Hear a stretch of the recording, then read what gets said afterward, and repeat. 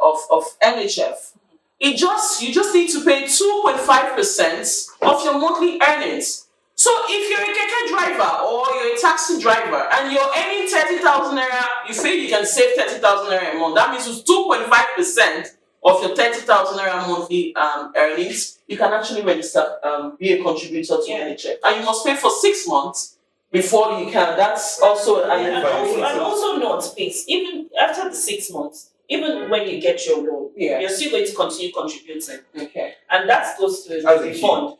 Yeah, so that goes to the refund, because even if you get the loan and you have finished paying for the loan, the moment you get to retirement age, either 60 or you've worked for 35 years in service, you can get all your money back with 2% interest. That's how federal mortgage works. It's let's just take it like your pension. You pay, you still get your money back. You get a house, you still get your money back. You don't get a house, you still get your money back. That's how it works. So the refund still comes back. All the money you contribute still comes back to you. Oh wow, that's really, really amazing. So what we are saying right now, one Nefi is saying right now is, even after the 6 months you've been a contributor to NHF, you have to keep paying this money every month to actually settle your loan. No, not to settle your loan. It's to keep you as subscriber. Yes, to keep you as a subscriber to NHF. Thank you. So it keeps you, but your repayment is 1/3 of your monthly income. That's a different. That's a different thing entirely. So your repayment is different from your contribution. So your contribution continues to be 2.5% of your monthly income, while your repayment is 1/3 of your earnings, your salary, what comes in. Yes. That's how. Miss, could you explain that in the layman? Let's leave 1/3 right now. Let's say I'm earning. Let's say 150. Yes. So you're paying your, they've taken your pension, they've taken all this money. What you get, your take home every month is 150,000 naira. You have to be paying FMBN back 50,000 naira every month. I think it depends. It depends on if the house you're getting is up to that amount. No, I'm saying if it's calculated, for layman understand, just saying, if your money is calculated, if your affordability is going to be more than 50,000 and you're earning 150, we can't give you you'll not be able to afford the house. So whatever spread we're doing, it has to be that 1/3 of your monthly income. And for FMBN, our 6% doesn't go up, down. It doesn't. It just stays. So whenever you collect your house, even if it's 20 years, it's still the same money you're going to pay. So even if you get a promotion, it's still the same flat rate that you started paying that you're going to keep paying. I think just to add to that, I think it's very important to also say that it mustn't necessarily be 33% of your monthly income. That's just used to calculate your affordability. So if you're earning a million naira, for instance, you mustn't necessarily be paying FMBN back 333,000 naira. It's possible that what you need to pay for your monthly repayments is just 200k. So you'll be paying that 200k, just that to meet the affordability requirements from FMBN, it is 33%. So no, not 33. 1/3. That's 33%. In addition to what you said, and there's that window of loan restructuring. For example, you pay monthly for your income, and then later in the year you got some huge sum of money from your allowances or somewhere. You have some other side business going on, so you can be able to pay the principal of the loan to reduce your repayment. And that reduces your repayment. Your repayment and then the principal. Your principal, So let's say in a layman terms, let's say for example, somebody has a loan of 13 million and they is repaying, for example, let's say the 1/3, let's say it's 100,000. So and then along the way he paid up to 4 million and he is left with 11 million. So and then the man just has some, let's say family business they invest into. He has a very fantastic upfront. So and then you can just decide to approach the PMI and just say, okay, I'm ready to pay 5 million out of 5 million. You just mentioned something, PMI. It's primary money. PMBs. Primary mortgage institutions. Approach them, make your loan payment, and then the PMB will now communicate to FMBN to restructure the loan. So when they restructure the loan, that 11 million will be left down to 6 million. So definitely a new monthly repayment plan will be established. Yes. And in general, property developers have a role to play, and they also have to improve their integrity. Correct. Property developers, not FMBN. That's what I need to call. Property, I understand what you're saying, because sometimes this is beyond your control. Thank you. You've asked for the money, you've asked for the finance. You know what you're doing like now. Hold on, Mr. Kola. Hold on, Mr. Kola, please. Hold on, Mr. Kola. I'm the host here. I am the host here. That's it. Right? I know you have a lot of. I will definitely give you that. But in a nutshell, I'm going to summarize all this. I've heard from you. Yeah. Right? So allow me. I just want to say something in a nutshell, right? This is a general. We're having a general conversation that affects Nigerians, right? It affects them seriously. Seriously, even though you're buying a property from the you call something financing, internal financing or external financing, Informal credit or the formal credit. Developers have a role to play in this business, and integrity has a major role to play in this business. That's why you have to do business with us at Dolphins Realty, because we have incredible developers on our listing, people that we are sure we have done our due diligence to ensure that they can serve you, right? So why would you take somebody's money and at the end of the day that property is not there? FMBN, I've heard from your angle. You are just a financing. You're just a financing firm, right? You've asked for money. You've asked for finance. We have given you the finance, right? It's beyond your control what the developer decides to give to you. No, at times we have something. So how exactly are you? I think we can hear from. I want to hear from you. You don't feel very. So please let's hear from you. How are you balancing this whole thing about developers' integrity? Yeah, thank you. You know, developer integrity is a very key and it's a relative term. Yeah. And it's something that just like you say, you can't have like a kind of full control over it. But what FMBN means, developers cannot just come and spend their money and go. Yes. You said the funds are for contributors and for Nigerians. Yes. So whether it's litigation, we have foreclosure processes. Yes. You know, we have That's why we have processes risk management. put in place. We have risk management put in place. We have the compliance group. We have the legal group put in place. So these groups work very hard and assiduously to see that interests of Nigerians are protected. Because interests of the bank need to be protected. If the bank's interest is protected, then invariably Nigeria's interest is protected. Yes. So these are the things put in place. Developers cannot just come and mess up and go. We have a lot of. It might end up in litigation, but definitely they have to either finish what they've started or come up with this. Then another thing with PMI that you mentioned. You know, PMI, we don't regulate them. CPI regulate PMI. So there is a lot of would I say missynergy between FMBN and the PMIs at times. We do constant accreditation of PMIs. Accredit them is we do that follow up compliance checks and that you know it fails. At times it's futile. So what we do is to avoid that, and then we cannot be able to regulate them. We now came up with new products. Like the rental one, for example, where PMI is completely abated out. And construction loan, for example, which we and even one major one, honestly, cooperative loan, because cooperative, you come with your own developer. I am going to come to that again. You are going to point out, you are going to outline just briefly, just let me answer Mr. Let me tell you one beautiful thing you do that you have not appropriated to yourself. Something that you brought, something that I just want to throw this so that you understand. Something that you brought into the system that actually, to a large extent, brought sanity. Was just about 2 years ago when you introduced what they call temporary collateralization. It was a fantastic thing because what that says is before you put the developers on their knees. In fact, for us, because that time there was almost like a stop to a lot of things.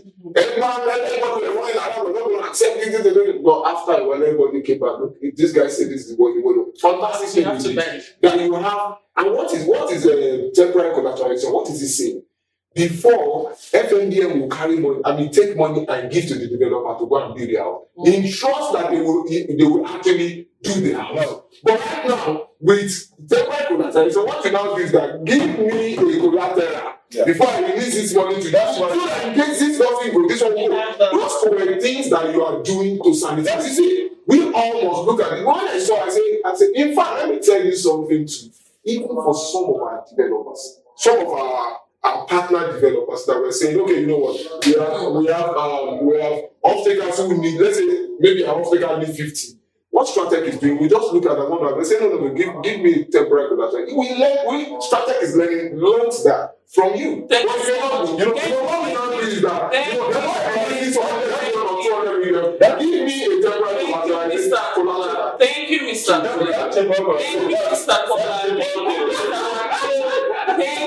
Thank you. This time is too short for us. No. Say something. When my saying FMBN. FMBN said about developers. He wasn't talking to FMBN, he was talking to developers, not FMBN. Because he just kept going,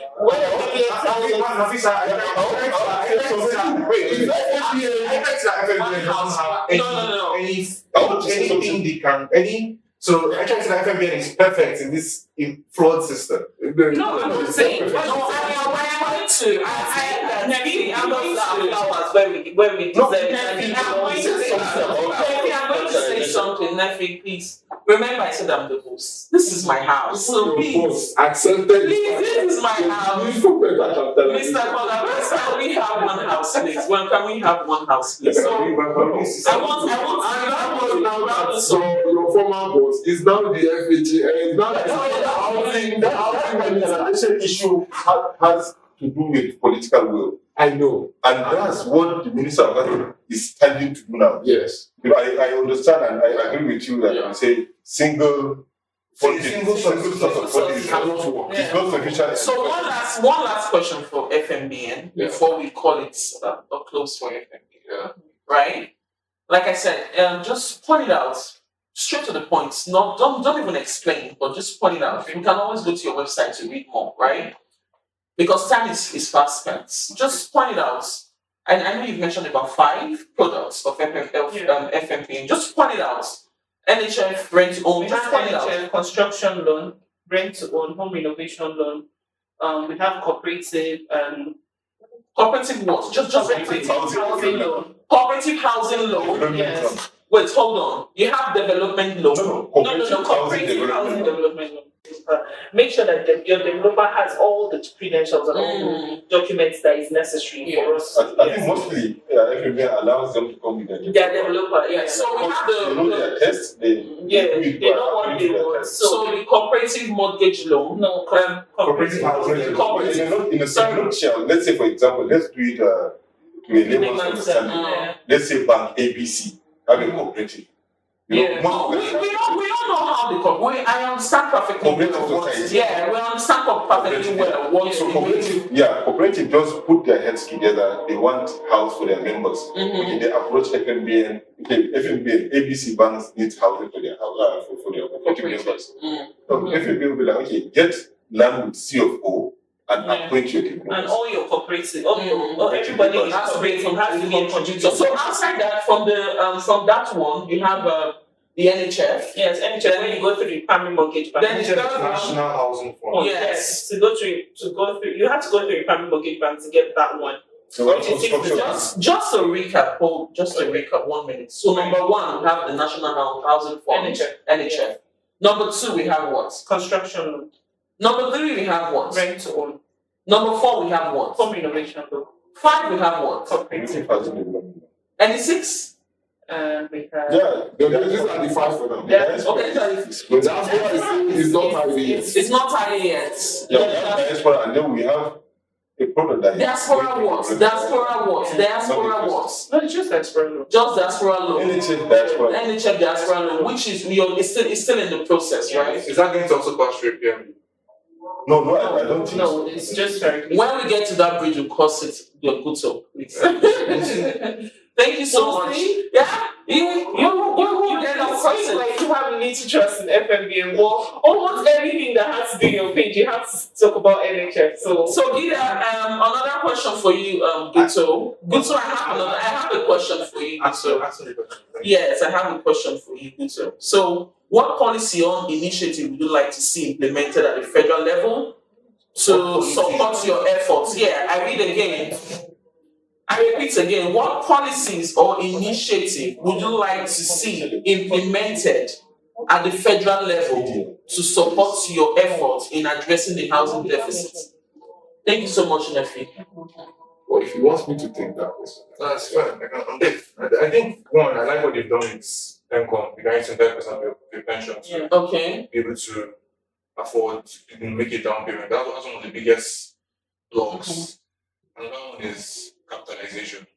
So I feel mortgage, you need to create a special finance instrument for mortgages in Nigeria and provide banks and developers with adequate finances to actually meet the 28 billion housing deficit.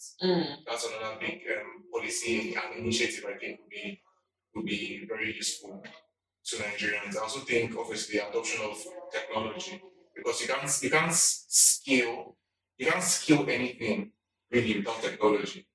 If you're going to scale things, you need to use technology in intelligent ways to scale products, to scale services. Everything, if it's done manually, it means you need to do it one by one. I think just almost, I won't say a policy that you must use technology, but incentivizing organizations to incorporate technology so that they can actually scale their efforts would be something I would say. So the same question goes for you, Mr. Kola. I know you're so excited to talk about this. So could you throw more light into this? Sincerely, there's need to improve on capitalization. You can't go like this. You can't do what you don't have. Fantastic what you have, but check whether you've done 0.1% of Nigerians in that 31 years of existence. It will help you to get to when I'm coming. I'll just say check. No, I don't think so. Yes, No, I don't want to. we're not going to 200 million Nigerians. I know 200 million. Look at it. 200 million Nigerians. Now, 1% of it is 20. I mean, is 2 million. Now, so you now check whether 2 million Nigerians have been able to. We're giving out more than 2 At the million. It's okay. No, wait now. You see, that one is sure. When I'm throwing things, I'm not throwing it to you. I'm throwing it to the organization. And I'm also I'm also not throwing it like it's a GIDAA, this is actually Mr. Kola. No. So this is Mr. Kola's turn. So all I'm saying is that I say look in that direction. So when you get back, this is what Nigerians are saying. You understand? So number one is please maybe you need to check organizations that are playing the same role. For instance, in Canada, see their capitalization. You will be blown away. We don't have 1% of what they have. One check. Now, so that will help you to know, okay, I'm really a local champion here. Look at what my other colleagues are doing in other countries of this same size. It will help you. It will help. That's number one. No, the thing is, our regulations are entirely different. No, I'm coming. Let's leave this. Whatever, take it back to natural identity. Go and check it. That's exactly what it is. It doesn't say it. No, wait now.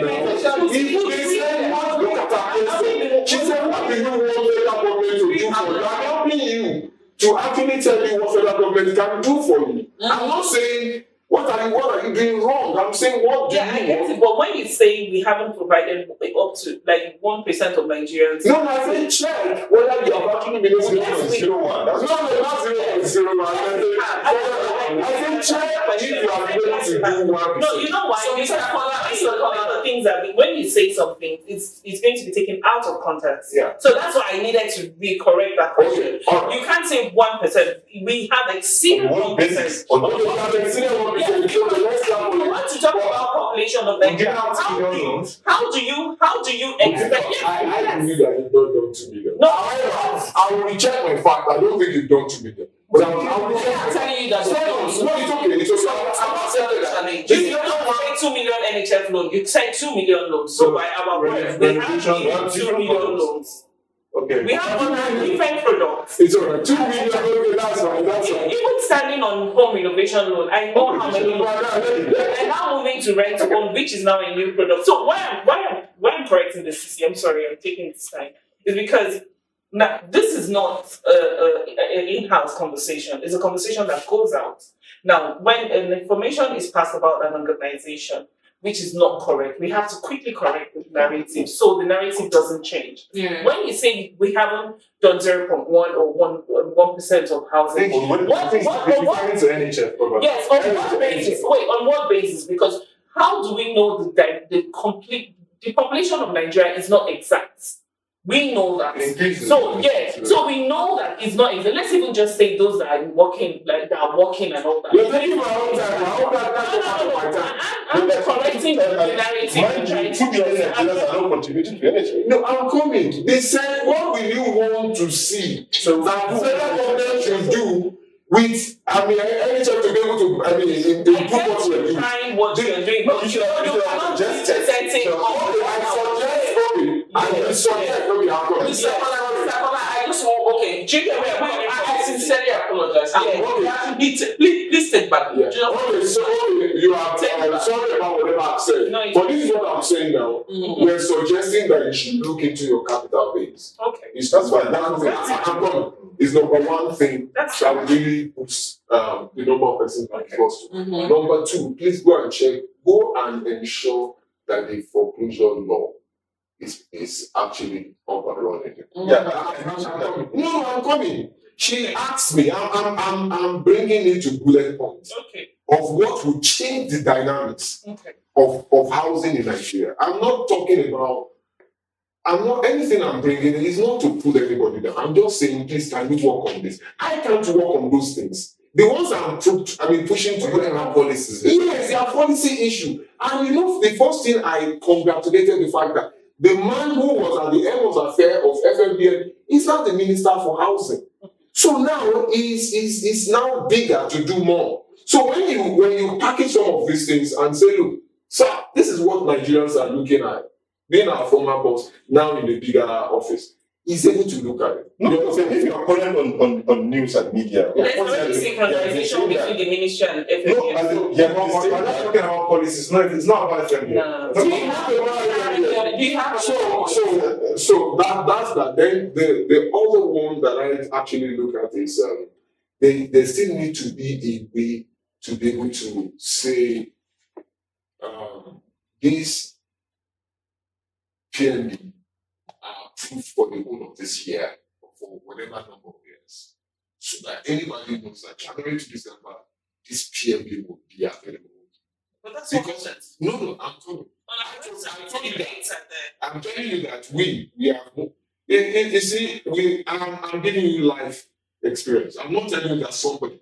I'm saying we, and I can be dropping names. The reason why I'm just taking time because of whatever. I can tell you that we move from here to here and there, and there's no one who can give us such information except you. So I'm saying, let it be that if you say that this PMI is good to go, that they are actually good to go for the next 1 year or 2 years or whatever number of years that you can actually. I know that it's a bit challenging because of their what's it called now? They need to have property put down to be able to guarantee some of the money we're giving them. Do your own back end job, because all we just do is that we check your website, we check whenever we take decisions. Decisions are taken by your actions, so they affect this other side. Whether you say it or not. Thank you so much. Thank you so much. Thank you so much. Thank you so much, Mr. Kola. Thank you so much. Thank you so much, Mr. Kola. Thank you so much, Nafi. Thank you so much, Mr. Wakil. I think, from my point of view, from all you've said, I'm going to talk about a few pointers briefly, right? Yeah. I don't see why the CBN should regulate the PMIs. It's the act. So for me, because That's as well. that synergy. I know that synergy will it will be difficult to work together. I feel FMBN should also be there to actually put in this regulatory policy that controls the PNBs. That's how the law passed it, Everybody cannot do anything. We still haven't changed the law since 1982. I am just saying, if like I asked them, I said on the federal level, right? It will be better, right? It will actually have this whole question. So GIDAA, I presented at Africa International Housing Show something called the homeownership virtuous cycle, where you start with increased demand. Where we are right now is stage one, essentially increasing demand. So building a platform where people can see houses available on credit, whether formal or informal. Formal is like mortgages, informal is current plans. Once that happens, you see that homeownership should increase if it trickles of homeownership happens. When homeownership increases, then you pass it on to financing. You can finance supply. Because you're going to the supply side is banks and developers. You're going to finance supply. The financier, which is like DFIs, pension funds, they need to see that one, these people have good risk assessments and good credit space. You need to see that they have, lots of demand. Once you increase supply, you can then pass it on to have lower interest rates. But the reason why supply, you see houses are expensive, it's because of the interest rates that one, developers get from banks where they are loaning out money. And two, banks, when they finance mortgage, they're financing at very high percentages. We're trying to make it so that supply side has lower interest rates, which will then increase, homeownership, which will then lead to more increased demand. So that's the whole virtuous cycle we're working on. In terms of specific features, we're going to working on the organizational model, where different private organizations can actually log onto their platform and then add their staff, and they'll be able to basically, look for different loans from banks, like FMBN, for example. That will increase the amount of subscribers on NHF. So let's say, for example, a tech company that's up and coming in Lagos and say, I want my people to have loans from the bank. And because they're looking to retain talents in the country, they will be willing to give out loans to their staff to get from FMBN, and that will increase FMBN subscriber base, and also different banks too. Another thing is the cooperative model. So the cooperative model is essentially what we're talking about, cooperatives, where a cooperative can actually come on, create a cooperative platform on GIDAA, and then they can then partner with the developer and access financing from an organization like FMBN, or new organization that wants to finance cooperative loans, because that's very low risk. Another thing I'm doing is property management. So people in the diaspora, when you buy houses, you most likely not going to live in those houses. So property management model essentially just talks about when you're in diaspora, you buy a house, we help you manage that property either on an Airbnb or rent, and you can see the whole process of us managing that property for you transparently. You're also looking at financing model. Financing model is going to come a bit later, when we've sort of had subtraction, we've had transactions happen, or we're seeing that people's default risks are low, because either we built a very extensive risk assessment tool, which we've shown banks, shown developers, and they love it. So that financing model is essentially where you can have different financiers. People are looking to finance developers or banks, like pension funds. Nigerian pension fund is still on $20 billion.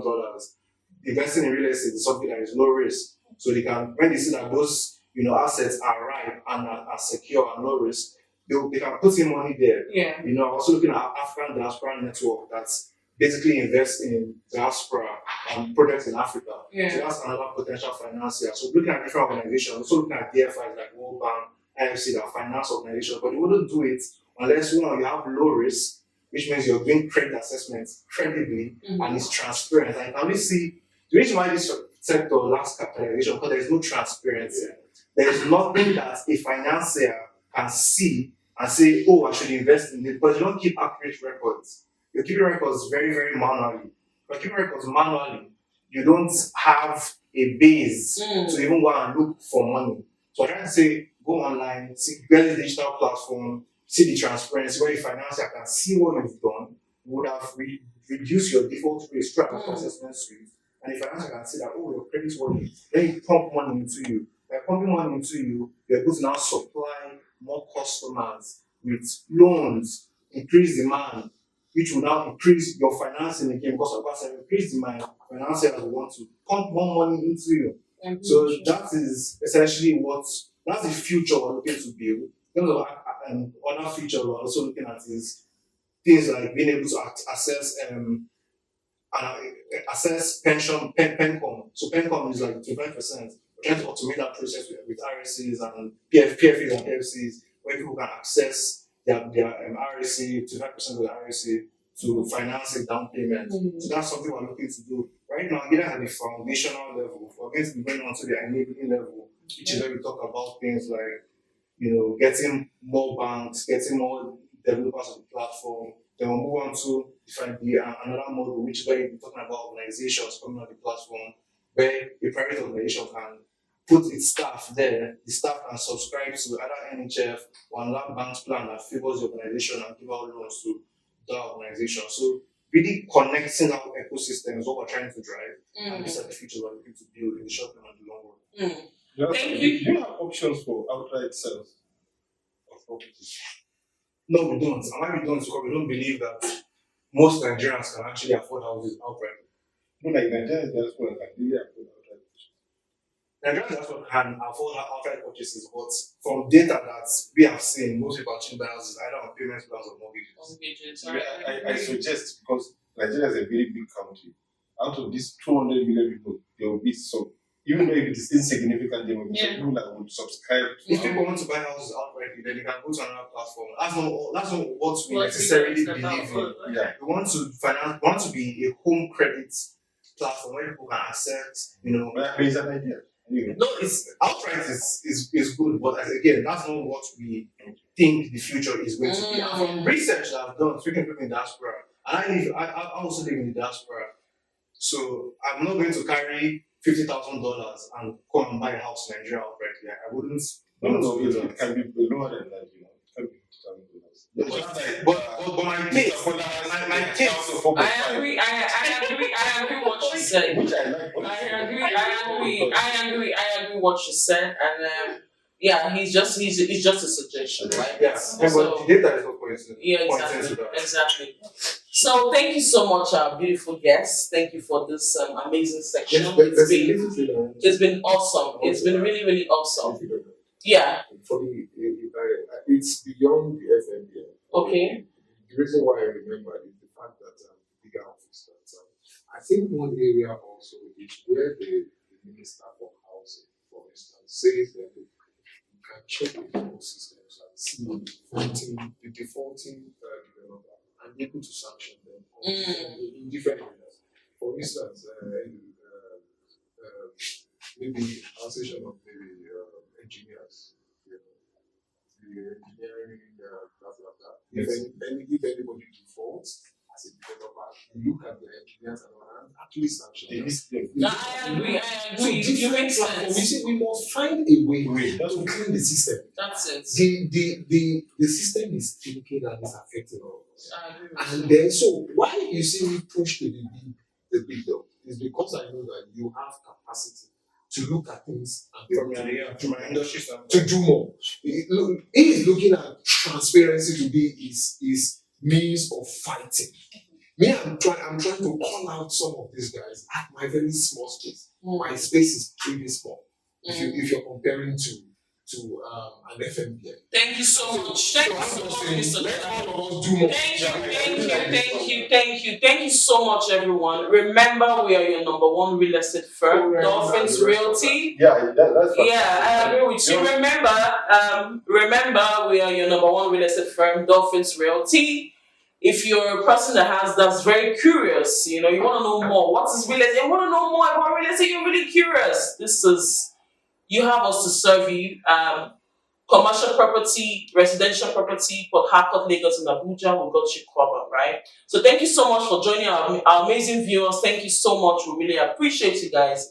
And we'll look on to the next one. Thank you so much, Nafi. Thank you so much, Wakil. Thank you so much, Mr. Kola. Thank you so much, Guto. We really, really appreciate it. Do have a wonderful evening. Bye.